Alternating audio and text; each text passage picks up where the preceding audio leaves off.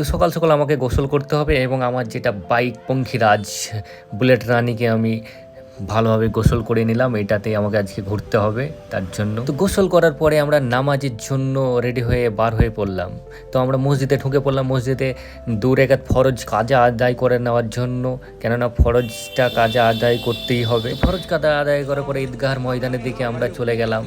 ঈদগাহর ময়দানে আমরা এটা হচ্ছে আমাদের ঈদগাহর ময়দান, এখানে আমরা ঢুকে পড়ে এখানে আমাদের জামাত হবে।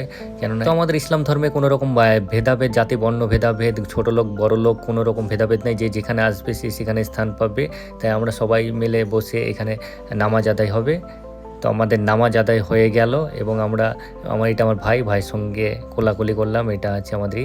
তারপরে আমাদের গ্রামের প্রত্যেকেই সবাই একে অপরের সঙ্গে হাত মিলাচ্ছে, একটা সামাজিক মেলবন্ধন তাদের সঙ্গে।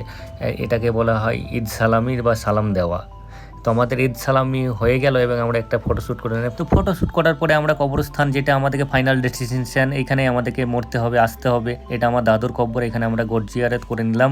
গোট জিয়ারত করাটা ভালো, কেননা আমাদের যে পূর্বপুরুষ মারা গেছে তাদের জন্য একটা উপরওয়ালার কাছে দোয়া প্রার্থনা করে। অনেকদিন পরে আমরা মাঠে বাড়ি এলাম আমরা, এবং এটা খিস সময় আমরা লাচ্ছা খেয়ে নিলাম।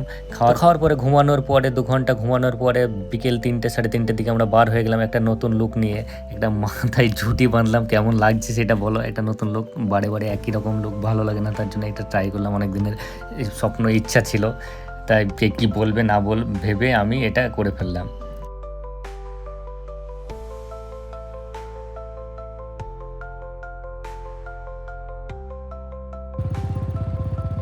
তো বাইকটা নিয়ে আমরা বেরিয়ে পড়লাম মহতরমা দেখার জন্য, কেননা এই টাইমটা হচ্ছে বিকেলবেলায় মহতরমা দেখার টাইম। তো আমরা রাস্তা দিয়ে চলে এলাম। এটা হচ্ছে খাসপুরে এবার সেরকম কোনো কালেকশন ছিল না, বাজেটটা একদম হালকাই ছিল, তার জন্য খাসপুর থেকে আমরা চলে গেলাম ভাংলার উদ্দেশ্যে। কেননা ভাংলাতে অনেকই চরম ভিড় হয়, এখানে অনেক এলাকা থেকে দনিগ্রাম, তারপর আমাদের অঞ্চল, সব এই 2-3টে অঞ্চল থেকে এখানে অনেক মেয়ে ছেলে সবাই আসে এখানে ঘুরতে। শুধু ঈদের দিন এখানে ভিড় হয়, ঈদ আর কুরবানিতে তো অনেকই ভিড়। এখানে শুধু অনেক মেয়ে আছে, অনেকে সবাই ছবি তুলছে, বাইকে কেউ স্ট্যান্ডবাজি করছে। অনেকে শুনে আছো যে এটা ভাংলাতে অনেক ভিড় হয়, তো এটা ভাংলা সবাইকে দেখানোর সুযোগ করে দিলাম। যাদের ইচ্ছা আছে আবার কুরবানিতে চলে আসবে, এখানে অনেকই চরমই ভিড় হয়, তো আসার জন্য বলবো। তো প্রত্যেক বছরের মতো এবারও খালি হাতে ফেরত যেতে হলো, কেননা একটাও মেয়ে পছন্দ হলো না এবং কোনো মেয়েও আমাকে পাত্তা দিল না, তার জন্য তো নৈরাশা হয়ে ফিরে যাচ্ছি বাড়ি।